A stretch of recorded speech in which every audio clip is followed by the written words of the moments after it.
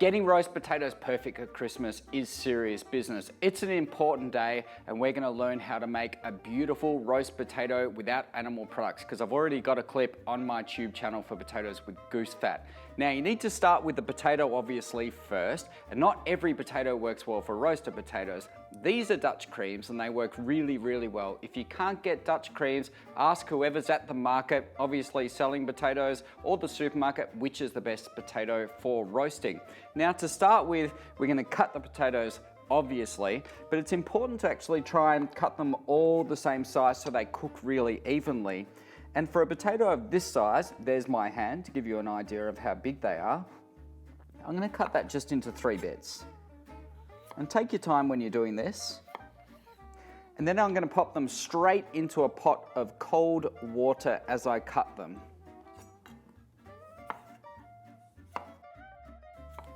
When you're having a really big meal like a Christmas lunch, I normally sort of go on about 2 to 3 potatoes per person, but keep in mind that these will keep in the fridge beautifully cold for the next day and make awesome bubble and squeak.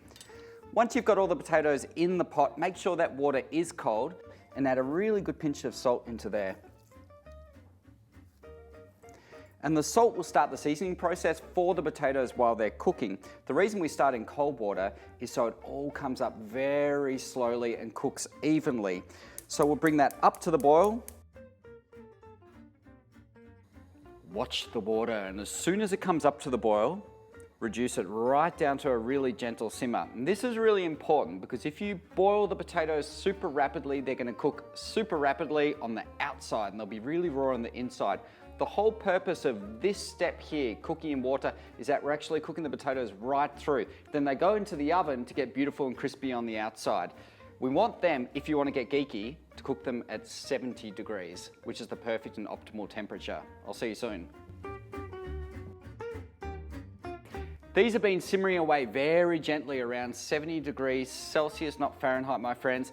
And I just gave, as I'm doing now for effect pretty much, a little bit of a pierce with a small knife, and there's no resistance to those potatoes. They've all held their shape because we haven't boiled them too vigorously, and now we can actually take them off because they are cooked. So very carefully, sidestep to a sink,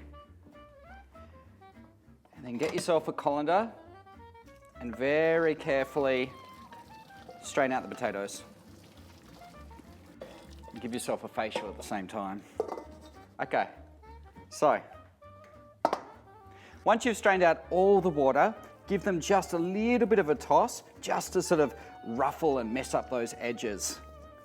Once you've done that, you can pop them back into the pot or a mixing bowl. And get pretty generous with the seasoning. Pepper.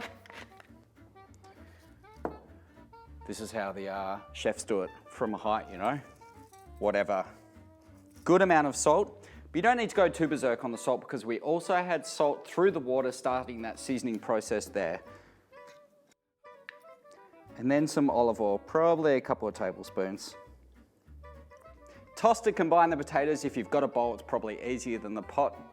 Definitely easier than the pot because you can get a nice tossing motion going, but I haven't done that. And pop them into a baking tray lined with baking paper. I always like doing it. It makes life much easier after. And make sure you choose a baking tray that's actually big enough to hold the potatoes almost in a single layer.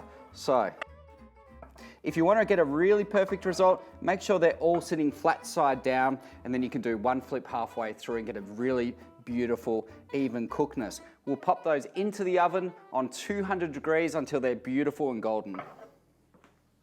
These have been cooking for 40 minutes and they look awesome. At the halfway mark, I had a quick look and flipped them over so they brown really evenly. Now with this next step, you need to move quite quickly. I've got some very finely chopped garlic down here, which I chop with a little bit of salt, and some finely chopped parsley. And we're gonna pop the garlic over the top, and it's chopped so finely that with the heat of those potatoes, the garlic will soften once mixed through. And you can grab some really finely chopped parsley as well and scatter that over the top at the same time, as well as some freshly cracked pepper. And then moving quite quickly, just give them a good little toss, and you can use tongs to kind of turn them over to really evenly coat the garlic and the parsley over the surface area of the potato. And that's it. Tune in all of December for more awesome, mainly vegetarian Christmas recipes. Have a great week.